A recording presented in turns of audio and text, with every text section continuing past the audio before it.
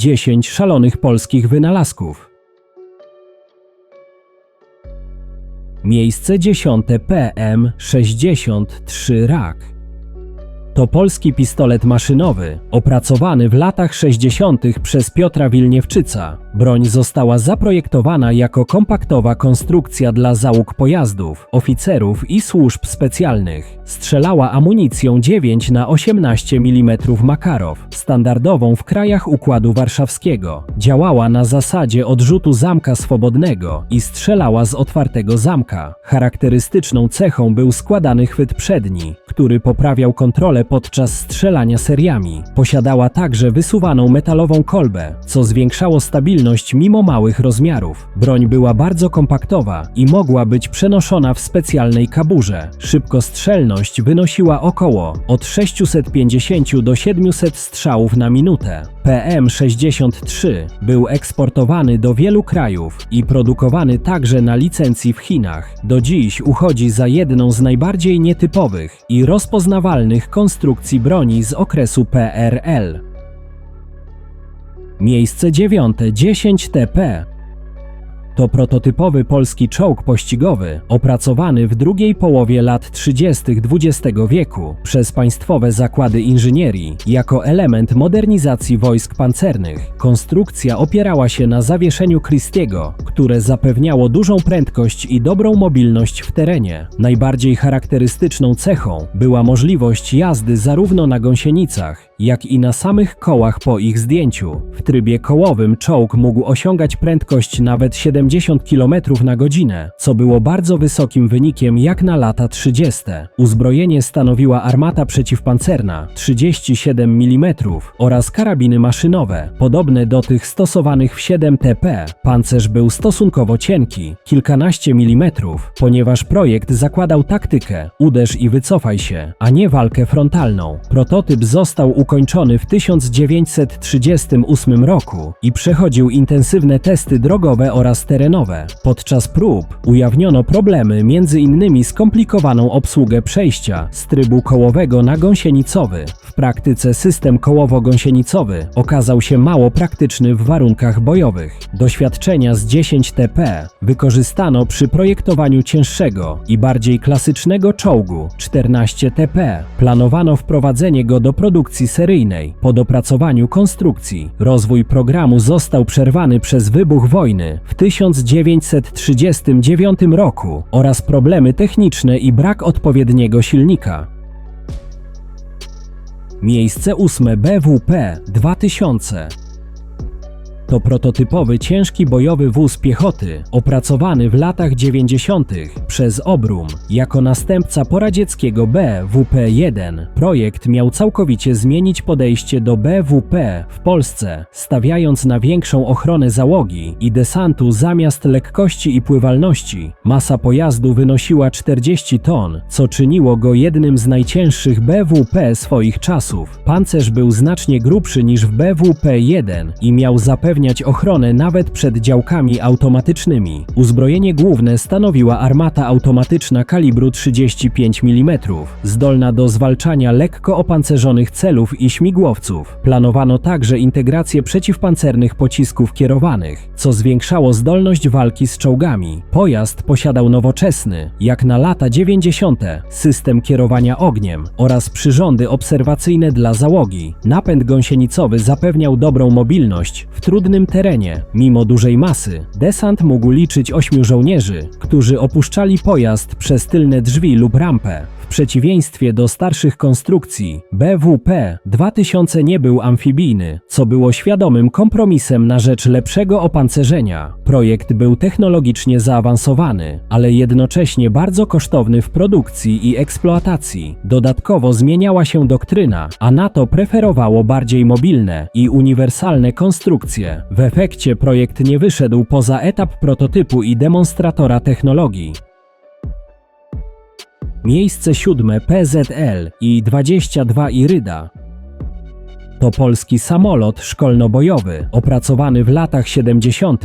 przez Państwowe Zakłady Lotnicze Mielec, mającym zastąpić przestarzałe TS-11 Iskra w szkoleniu pilotów myśliwców. Pierwszy prototyp I-22 wykonał swój lot w 1985 roku, a program był kontynuowany w ramach modernizacji i rozwoju wersji M93. Samolot był napędzany dwoma silnikami odrzutowymi SO2 lub później PZL-5, co zwiększało bezpieczeństwo przy awarii jednego z nich. Konstrukcja była w całości metalowa, z podwójnym kokpitem dla instruktora i ucznia, przystosowanym do intensywnego szkolenia pilotów. Masa samolotu wynosiła 4600 kg, a udźwig 2300 kg. Iryda miała możliwość przenoszenia lekkiego uzbrojenia, w tym bomb, niekierowanych rakiet i działka 23 mm, dzięki czemu mogła pełnić rolę lekkiego samolotu bojowego. Samolot był wyposażony w podstawowe systemy awioniki i przyrządy do lotu w warunkach nocnych oraz nawigacji w trudnym terenie. Wersja Iryda M93 była ulepszona pod kątem silnika, systemów awioniki i ergonomii kokpitu, ale nadal występowały problemy techniczne. Program napotkał liczne trudności, opóźnienia, problemy z silnikami, ograniczone finansowanie i zmieniające się wymagania wojska. Ostatecznie samolot nigdy nie wszedł do szerokiej produkcji ani pełnej służby w polskim lotnictwie wojskowym. Łącznie zbudowano 25 egzemplarzy samolotu PZL i 22 Iryda wliczając prototypy. Miejsce 6. PZA Loara. To polski samobieżny artyleryjski zestaw przeciwlotniczy opracowany w latach 90. przez polski przemysł obronny we współpracy z jednostkami badawczo-rozwojowymi, zbliżony do niemieckiego zestawu Flakpanzer Gepard. Projekt powstał, aby zapewnić mobilną obronę przeciwlotniczą dla jednostek pancernych i zmotoryzowanych. Pojazd był zbudowany na zmodyfikowanym gąsienicowym podwoziu, czołgu T-72. Masa pojazdu wynosiła 45 ton. PZA Loara miała dysponować własnym radarem, głowicą optoelektroniczną i uzbrojeniem w postaci dwóch armat o Oerlikon kalibru 35 mm. Zapewniają one skuteczne niszczenie celów na odległości do co najmniej 4000 metrów i na wysokości do 3500 metrów. PZA Loara przewidywała również możliwość prowadzenia ognia w trybie całkowicie zautomatyzowanym, bez bezpośredniej obsługi człowieka przy celowaniu. Prototyp powstał, ale nie wszedł do produkcji seryjnej pomimo zapotrzebowania Wojska Polskiego w najbliższych latach na co najmniej 160 zestawów Loara i około 100 zestawów rakietowej wersji z powodu wysokich kosztów, zmieniających się priorytetów wojskowych i ograniczeń budżetowych Polski lat 90. Za cenę jednej Loary, 45 milionów złotych, można było zmodernizować 12 starszych pojazdów samobieżnych ZSU-23-4. W 2004 roku system był testowany na poligonie. Sprawdzano skuteczność radarów, celność i stabilność platformy w terenie. W 2010 roku został wycofany z użytku i składowany. Miejsce 5. TS-16 Grot. To polski projekt myśliwca odrzutowego, opracowany pod koniec lat 50. przez PZL Mielec, mającym wypełnić lukę między lekko uzbrojonymi odrzutowcami szkolnymi, a pełnoprawnymi myśliwcami taktycznymi. Projekt przewidywał dwusilnikową konfigurację turboodrzutową, co miało zapewniać zaawansowane osiągi prędkościowe. Grot był planowany jako lekki samolot myśliwsko-szturmowy średniego pułapu, zdolny do działań powietrze-powietrze oraz ograniczonego wsparcia powietrze-ziemia. Kadłub miał być całkowicie metalowy, aerodynamiczny, z cienkimi skrzydłami i klasycznym usterzeniem poziomym. Typowa sylwetka dla odrzutowców lat 50.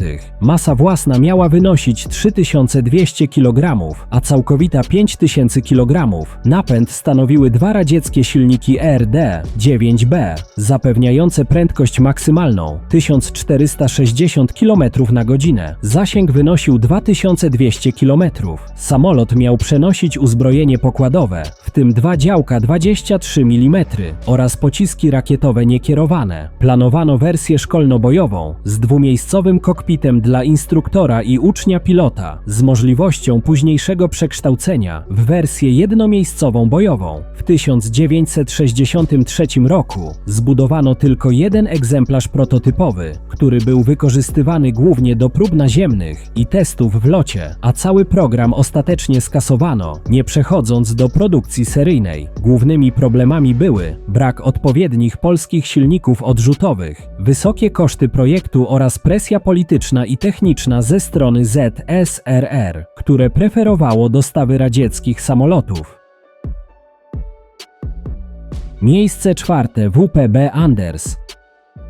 To polska gąsienicowa wielozadaniowa platforma bojowa, opracowana przez Obrum. Projekt zaprezentowano w 2010 roku i od początku zakładano jego pełną modułowość, czyli możliwość budowy wielu wersji na jednym podwoziu. Platforma miała służyć jako baza dla bojowego wozu piechoty, transportera opancerzonego, niszczyciela czołgów, wozu dowodzenia i pojazdu wsparcia ogniowego. Anders był pojazdem gąsienicowym o masie około 33 ton, zależnie od konfiguracji i modułu uzbrojenia. Konstrukcja wykorzystywała modułowy pancerz kompozytowy, który można było wzmacniać w zależności od zagrożeń, np. przeciwpancernych lub minowych. W wersji BWP pojazd mógł przewozić 8 żołnierzy desantu plus 3-osobową załogę. Uzbrojenie było zależne od wersji, od armaty automatycznej 30 mm przez wieże bezzałogowe, aż po działa 120 mm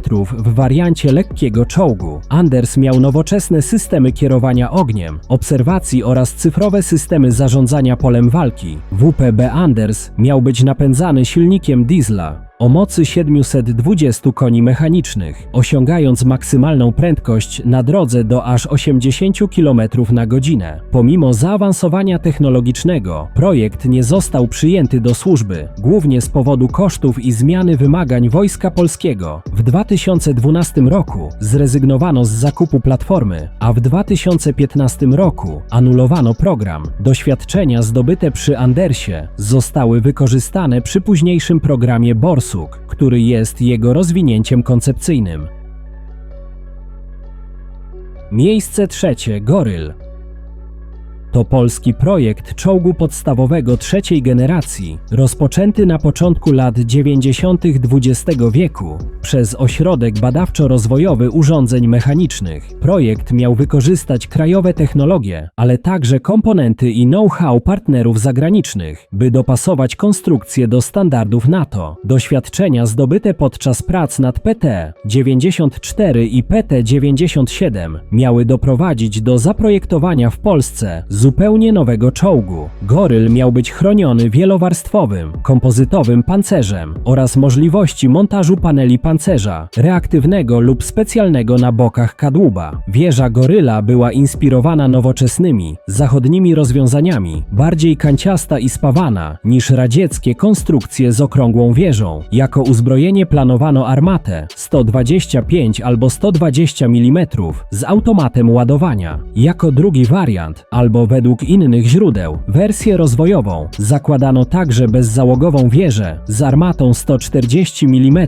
Wagę nowego czołgu szacowano na około 55 ton. Załoga czołgu składała się z 3 żołnierzy, dowódcy działonowego i kierowcy wozu. Goryl miał być napędzany nowym silnikiem o mocy 1500 koni mechanicznych, co miało zapewnić prędkość sięgającą na drodze 70 km na godzinę. Na bazie podwozia opracowanego dla czołgu Goryl planowano również stworzyć inne opancerzone pojazdy wsparcia bojowego, takie jak system rakiet przeciwlotniczych, samobieżne działo przeciwlotnicze, niszczyciel czołgów czy most czołgowy. Sytuacja polityczna i finansowa kraju w latach 90. XX wieku spowodowała, że prace zostały przerwane już na etapie wstępnego projektu i dokumentacji, a projekt anulowano w 1995 roku. Miejsce drugie PL-01 Koncept. To polski projekt futurystycznego lekkiego czołgu opracowany przez Obrum we współpracy z BAE Systems. Projekt określany jako czołg wsparcia bezpośredniego został zaprezentowany publicznie w 2013 roku na targach MSPO w Kielcach jako demonstrator nowoczesnych technologii pola walki. Pojazd bazował na podwoziu szwedzkiego bojowego wozu piechoty CV-90. Jedną z najbardziej charakterystycznych cech była futurystyczna kanciasta sylwetka, mająca zmniejszać wykrywalność radarową i termiczną. PL-01 miał być wyposażony w bezzałogową wieżę z armatą kalibru 105 mm lub 120 mm. Z działem miał zostać sprzężony karabin maszynowy kalibru 7,62 mm. Czołg miał ważyć 35 ton i miał silnik diesla o mocy 940 koni mechanicznych, rozpędzający czołg do maksymalnie 70 km na godzinę na drodze. Załoga miała liczyć 3 osoby. Pojazd miał posiadać zaawansowane systemy elektroniczne, w tym cyfrowe systemy obserwacji i zarządzania polem walki. Projekt zakładał zastosowanie nowoczesnych materiałów, w tym kompozytów i modułowego pancerza. Wielowarstwowa modularna powłoka ceramiczno-aramidowa miała gwarantować ochronę zgodną ze standardem NATO Stanak 4569 na poziomie 5+, w obrębie przedniej półsfery kadłuba i wieży, a nakładane na pancerz dodatkowe panele opancerzenia miały chronić pojazd przed pociskami kumulacyjnymi. Czołg miałby być także odporny na improwizowane ładunki wybuchowe. PL-01 nigdy nie wyszedł poza etap demonstratora i nie został wprowadzony do produkcji seryjnej. Według założeń projektantów pełny prototyp miał zostać ukończony w 2016 roku, a produkcja seryjna miała ruszyć 2 lata później. Jednak w 2015 roku projekt został porzucony. Z projektu PL-01 Concept zrezygnowano głównie z powodu braku zapotrzebowania Wojska Polskiego i wysokich kosztów, a w internecie pojawiła się teoria, że NATO i USA miałyby zablokować projekt. Miejsce pierwsze PZL-230 Skorpion. To polski projekt lekkiego samolotu szturmowego, opracowany w latach 80. przez zespół konstrukcyjny PZL Okęcie pod kierownictwem inżyniera Andrzeja Frydrychewicza. Maszyna miała pełnić rolę szturmowca taktycznego, zdolnego do zwalczania celów powietrznych i wykonywania zadań uderzeniowych. Projekt przewidywał nowoczesną opancerzoną konstrukcję, całkowicie metalową, z aerodynamicznym kadłubem i wstępnie skrzydłami o zmiennej geometrii. PZL-230 miał być napędzany 2 silnikami turboodrzutowymi o dużej mocy, co zapewniało wysoką prędkość i manewrowość. Miały zostać zamontowane w gondolach nad kadłubem, podobnie jak w amerykańskim Fairchild A-10 Thunderbolt II. Według założeń maksymalna prędkość samolotu miała wynosić 1000 km na godzinę, masa własna 3500 kg, a udźwig 2000 kg uzbrojenia. Uzbrojenie obejmowało działko 25 mm, pociski powietrze-powietrze oraz pociski kierowane powietrze-ziemia. Samolot przewidywał nowoczesną awionikę, w tym cyfrowe systemy kierowania ogniem i nawigacji. Planowano, że samolot będzie posiadał cechy stealth, obniżonej wykrywalności, a także system fly-by-wire. Skorpion miał być konkurencyjny wobec lekkich samolotów szturmowych Zachodu, takich jak A-37 Dragonfly czy OV-10 Bronco. Powstała jedynie drewniana makieta, a prototyp fizyczny nigdy nie został zbudowany. Projekt został anulowany w latach 90. z powodu kryzysu gospodarczego, wysokich kosztów i zmiany priorytetów wojska.